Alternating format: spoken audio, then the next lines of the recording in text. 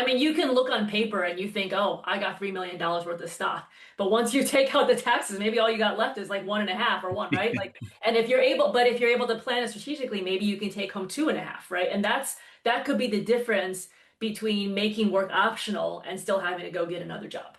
It can make a huge difference. And of course, the numbers multiply the bigger this opportunity is for you.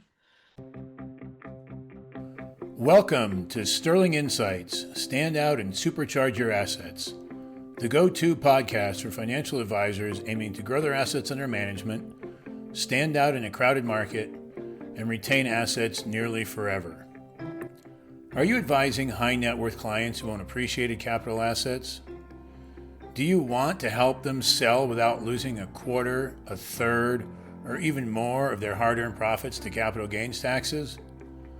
Then this podcast is tailored for you. Each episode brings you the latest strategies and expert advice from leading financial advisors, seasoned attorneys, and experienced CPAs. Learn how to maximize your clients' wealth, minimize their taxes, and supercharge your advisory practice with actionable insights. Join us on Sterling Insights, Stand Out and Supercharge Your Assets, where you'll gain the knowledge and tools to set yourself apart and achieve unparalleled success in wealth management. Subscribe now and empower your practice for a brighter, more prosperous future.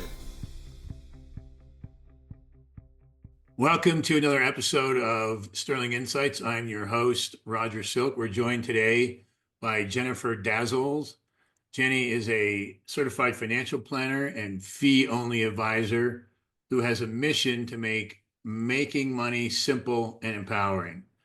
With over 15 years in the tech sector, most recently as a director at a Fortune 500 company in Silicon Valley, Jenny brings real-world experience to her financial planning practice.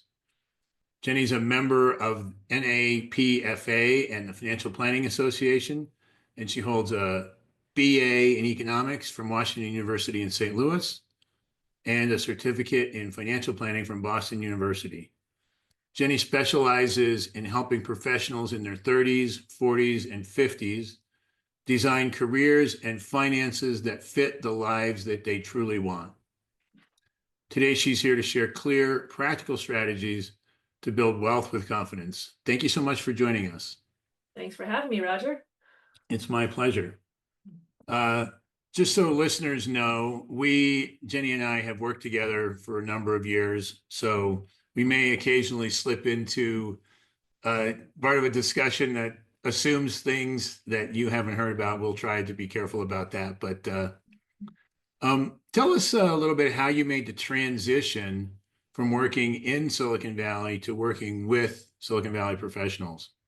Sure. My journey into financial planning was very personal. So, I had a good career and, appreciated the good compensation that you get in tech, but really was wanting to create more optionality for my family. So part of this was just to have better work-life balance, but also part of it is we wanted to travel, we wanted to work on different passion projects. Such as like as an example, took a year off, traveled around the world. This is before we had kids, made a film. And that experience kind of in the middle of my career, really kind of made me think about what I wanted to do and how could I create the financial freedom to allow our family to do that.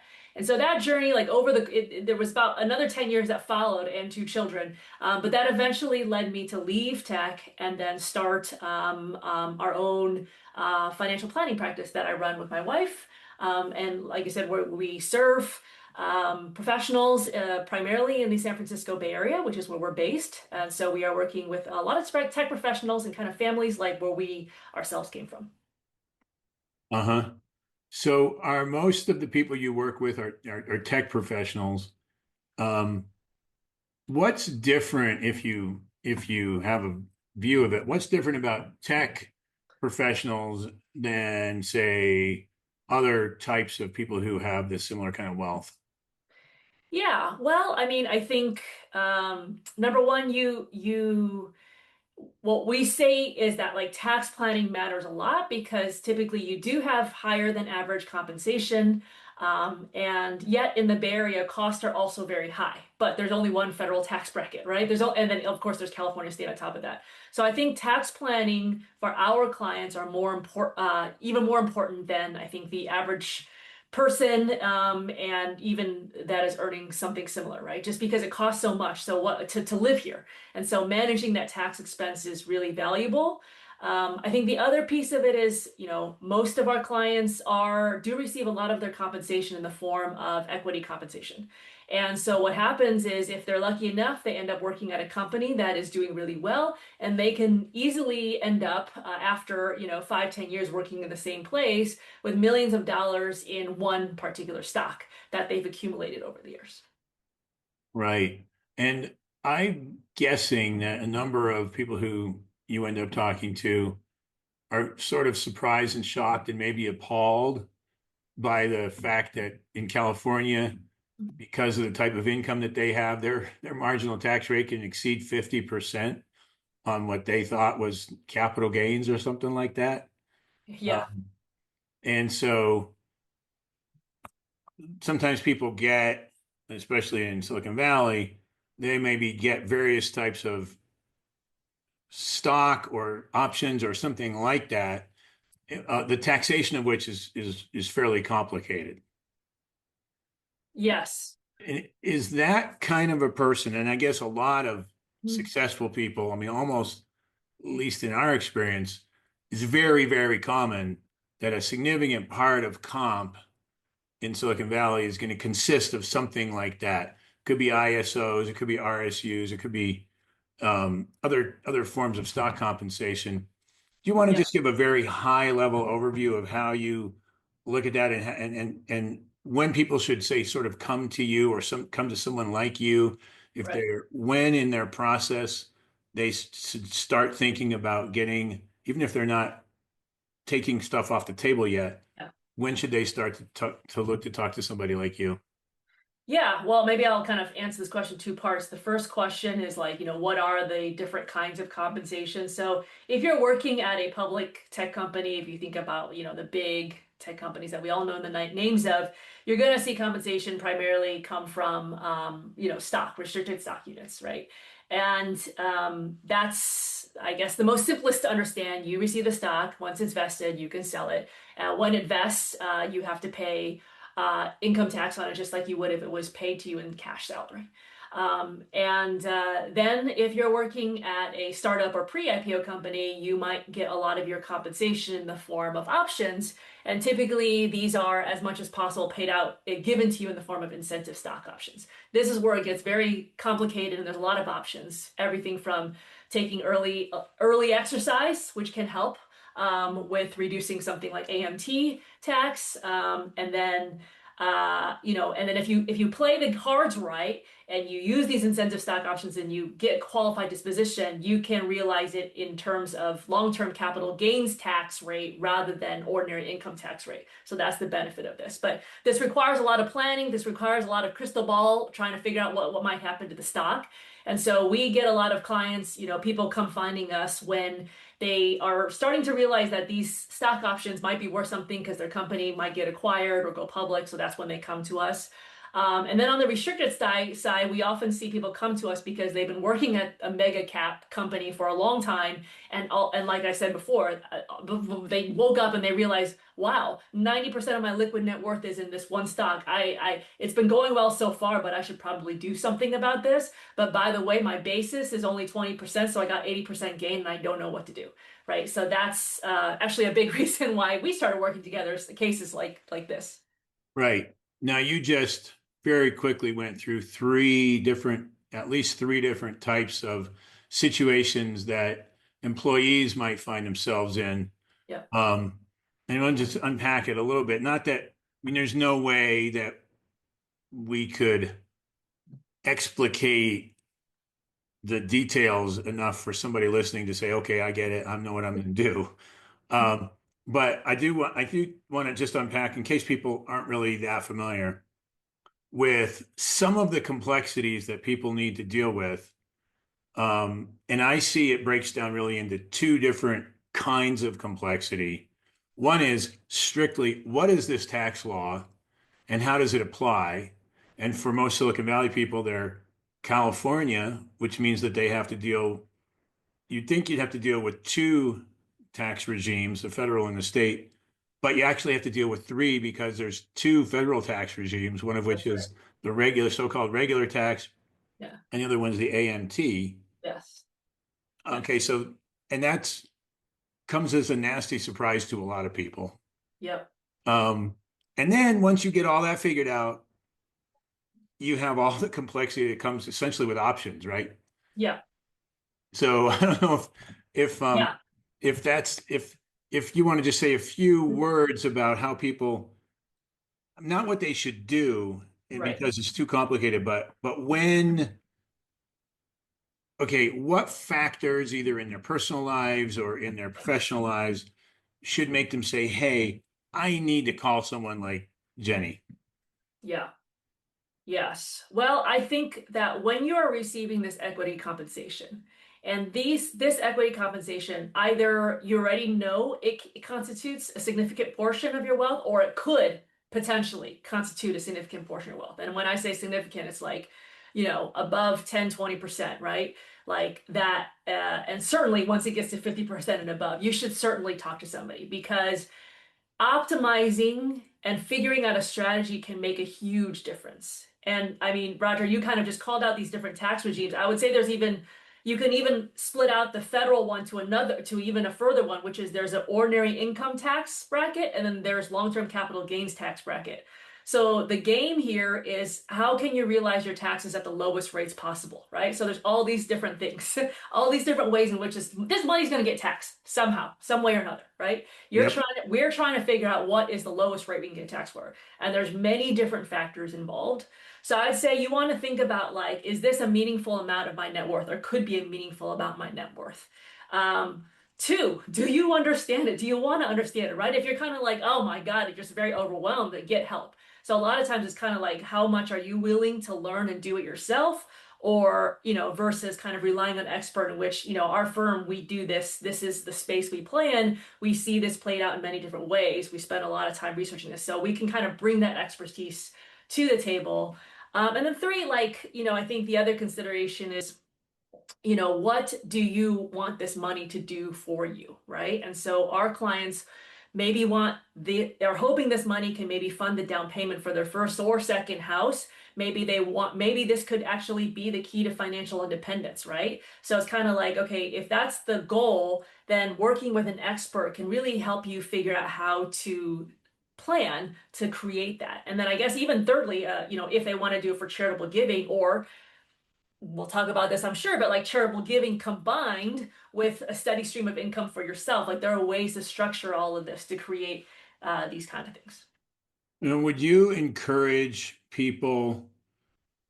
So when an employee gets a grant, whatever kind Yeah, of, whether it's stock or some kind of options or ISOs or RSUs or whatever, that is potentially large, right? And usually when they're granted, they're not worth a ton. It yeah, depends. I mean, because you're going to be taxed them. But is it your view that that person, that's the time to start thinking about how am I going to, assuming different scenarios, right? Because if the thing goes to zero, then you don't really have a big issue. But sure. if it doesn't, if it works, I think the difference between, from what I've seen, between good planning and bad planning could easily, and it sounds crazy, but could easily be a factor of two Yeah, of taxes, which means even more than that of a multiple of what you get to keep. yeah, Because if you cut your taxes from say 50 plus percent, which can happen in California, yeah, to like low 20s, which can happen if you have cap gain outside of California, that's like doubles your income, your net yeah. after. And that's huge for most people. Absolutely. Yeah, I mean, you can look on paper and you think, oh, I got $3 million worth of stock. But once you take out the taxes, maybe all you got left is like one and a half or one, right? Like, and if you're able to plan it strategically, maybe you can take home two and a half, right? And that could be the difference between making work optional and still having to go get another job. So, I mean, it can make a huge difference. And of course, the numbers multiply the bigger this opportunity is for you. Yeah. And I know you and I talked before we started recording this, but it's just there's so many different um, ways that all these variables that can combine that if people have hundreds of thousands or millions of dollars, they Yeah, just and they care at all, they just have to come in or talk to you. They don't yeah, necessarily have to come in to talk to you right. anymore. Or remote, yes, Yeah. But on your team. basically it's you there is no just flip a switch and we're done. Yeah. And I think it's important for people that there's so if the farther out in front of it you get, the more options you have, the more planning flexibility, even if it's something as simple as splitting income among several years, Right. which for a lot of people is an implementable, valuable strategy that if they don't think about it, they lose that opportunity. That's right. Yeah, I mean, really, with any planning, the earlier you can, the better, right? And even when you think about just upfront getting the job itself and negotiating your equity, right? Like if you can do a good job negotiating your equity and you think about what type of equity you want, how much of your compensation you want in the form of equity, like that can also make a huge payoff. I'm sure you've probably have heard the story of the guy who worked at, I think he did like a graffiti art for the Meta building, like before it became Meta when it was still called Facebook. And he decided to get paid out all his stock. And I mean, he became like a multi-millionaire, right? Because this is super early on. And it was just like a one-time project, I think was the story. But yeah, I mean, just even thinking about how you want to be compensated, that planning can start there. What fraction? So obviously, most companies don't turn into a Meta or a Google. Mhm. And there are a lot of people in Silicon Valley. So it's by no means a no-brainer that you want to Right. take as much as you can in stock, right? If you had a Yes. crystal ball, Yes. you'd know. But for every body who takes all this most of their comp in stock and it works, how Yeah. many are there where it didn't work? Yeah, I mean, they're called unicorns for a reason, right? So, yes, I mean, just like any business, most are not going to make it. And so, you never, we don't want to have to count on this for your financial plan to work, right? Unless it's like if the bird is not in hand, we're not counting on your startup stock becoming the next unicorn, because most likely it's not. But if we can see if there are already value, if you can get if the official valuations are already showing that it's worth a lot of money, and it's just a matter of time, that's where you got to really start planning, even if there is no IPO or acquisition in sight yet, but this company is going to be worth something. Yeah. We talked a lot about tech. Hmm. I know that you also work significantly in the crypto space. Hmm. You want to talk a little bit about crypto and how it's in some ways a lot simpler from a tax point of view Yes. It's than simpler and harder, right? right. Because the record keeping can be a mess.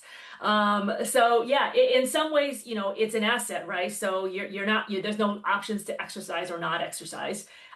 You bought the asset, the cryptocurrency, the token, and hopefully it appreciates to something, and you sell it. And I think what people need to understand is that I hope people understand now that yes, you do have to pay capital gains on it just like any other transaction. And yes, converting a token into USD is a taxable event, even if it's a USD token kind of situation. So, and it is becoming much more strict. The regulations are coming out to try to make sure that the IRS are getting their pound of flesh, if you will, right? So there's a lot more reporting required now. I think, uh, this is where if you got in and you got in at the right time, you probably made a lot of money in cryptocurrencies, right? And so this is where vehicles like a charitable remainder trust can be very powerful. And also at the same time giving you an ability to diversify out of cryptocurrencies, right, into kind of more traditional stuff without having to pay a huge amount of tax. I think the one part of cryptocurrency that is different, significantly different from the tech equity coin we've been talking about before is again the record keeping. So, people might have these in all kinds of places. So, and this, but so you need to get the records as best as possible. And there are accounting firms that specialize in this that can help you produce the records so that you can show the transactions and be able to show these are the gains, these are the losses, etc. When people come to you with crypto, Yep. um, what are the main things that you've seen them do right? And maybe it's like, okay, if there's someone's listening, oh, I really should start doing this. Well, I mean, I think you should think about your crypto like any other asset in the sense that, like I think where um it's it is a real asset because it can be turned into US dollars that can buy real things, right? So I think risk management, I think a lot of the folks that get into crypto have a decent appetite for risk. And if they were in the right time, they probably made a lot of money from it. But I think it's important to also just think about like what does it make sense to take off the table so that I can secure my financial goals? And beyond that, I can continue to take risk and let it ride. What do I need to take off the table to make sure that, hey, I've got my work optional, or I've bought that house or second house, I funded my kids' education, and the rest of it I can ride. So I think there's a risk management part of it. And then the second piece, I kind of mentioned this already, is like, yes, you need to figure out this record keeping, right?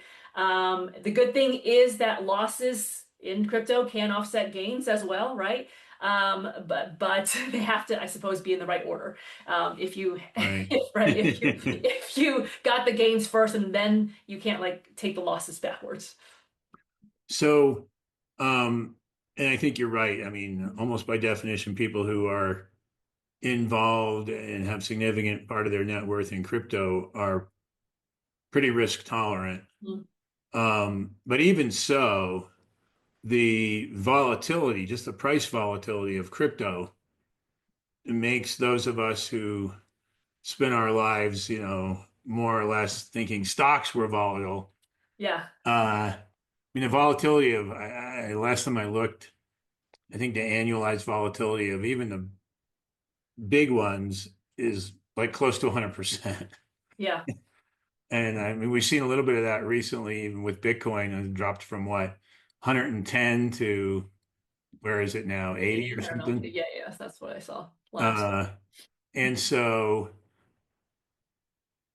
I mean, obviously, if people have held Bitcoin for a while, depends how long they've held it, but I think twice since it's been like a thing that people actually knew about, I think it's lost what, 75% of its value twice?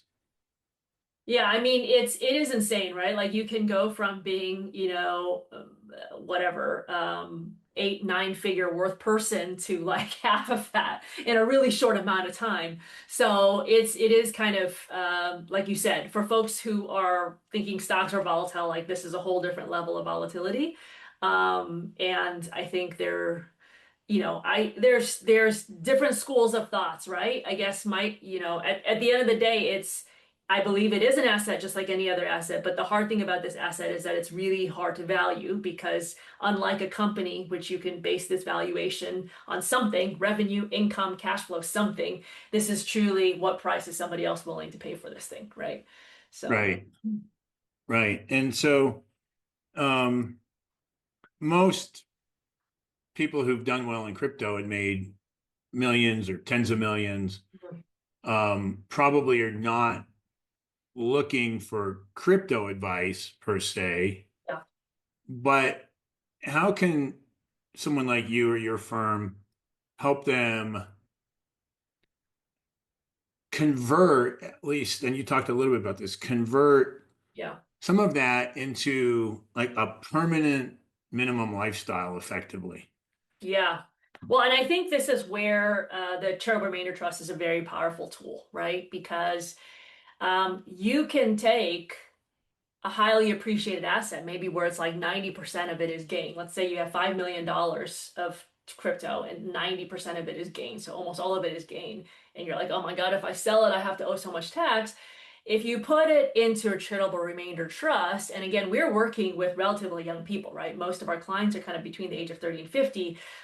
So their priority, oftentimes, when it comes to a CROT type vehicle, is about overall wealth maximization.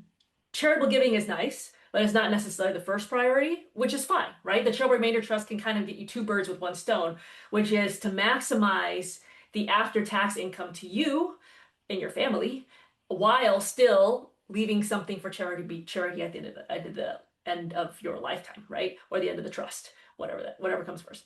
So I think from that standpoint, it can be a really attractive vehicle. And then what you can do also, and I think this is what helps our clients, is because you're setting up a steady stream, let's say 5% of that um, of that charitable remainder trust, you've created like a steady income stream. So let's just say it's $5 million, right? So 5%, $250,000 in this example, right? Like that could be like a nice steady income that somebody might feel like, okay, this is what I have to live on, and that's enough, or plus whatever income I have, and that's some. I guess I think that's a bit of groundedness for somebody who might still continue to have really risky investments outside of that, right? Uh-huh. And something else that I think, so I talked to hundreds of advisors, and most of them know about crypto, but they don't have much experience with crypto. Mhm. And so the theory obviously is the same, whether you've done it or not. But I Yeah. think one of the things about crypto that makes it different from most financial assets that most financial advisors deal with is the institutions around it, or I should say the lack of institutions. Yeah. Because most banks won't touch it, most brokerage firms won't touch it.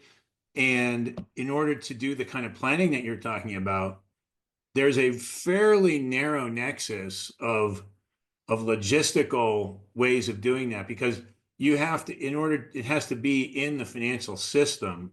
That's right. And so if somebody is out there listening and they have it, I think you are better positioned than most advisors who I talk to because you've actually done it. And there Yeah. is, as we know, a difference between the theory of, let me put it differently. In the regular world, everything takes longer than you think. Yeah. In converting crypto into legitimate taxed, like, okay, we're not hiding anything from anybody. We're doing this all by the rules. Yeah. That takes longer than you think it should. Oh, Yeah. and in some cases, a lot longer than you think it should. So if somebody, for example, is thinking about timing the crypto market, which I Yeah. think a lot of people do, Yeah. they should be aware that if they want to do that in a tax efficient way, like you were talking about, they got to get way out in front of that. And I think we're talking at least months. Yeah. No, I mean, I would say even longer, right? And here's the thing, like you can create, like if we kind of use the specific case of setting up a charitable remainder trust to sell crypto in a way that allows you to defer out the taxes. Um, uh, you could set that up years in advance, a year, whatever, a year plus in advance. If you write the trust properly and give yourself the flexibility to kind of hold it in token form until you're ready to sell. So it's kind of housed inside the trust structure. And then when you feel like, because the price moves all over the place, right? And when then you feel like you're ready to sell, it's already in the trust. And then you can sell it and diversify it, so you're still kind of even appreciating, hopefully, inside the trust, right? So Right.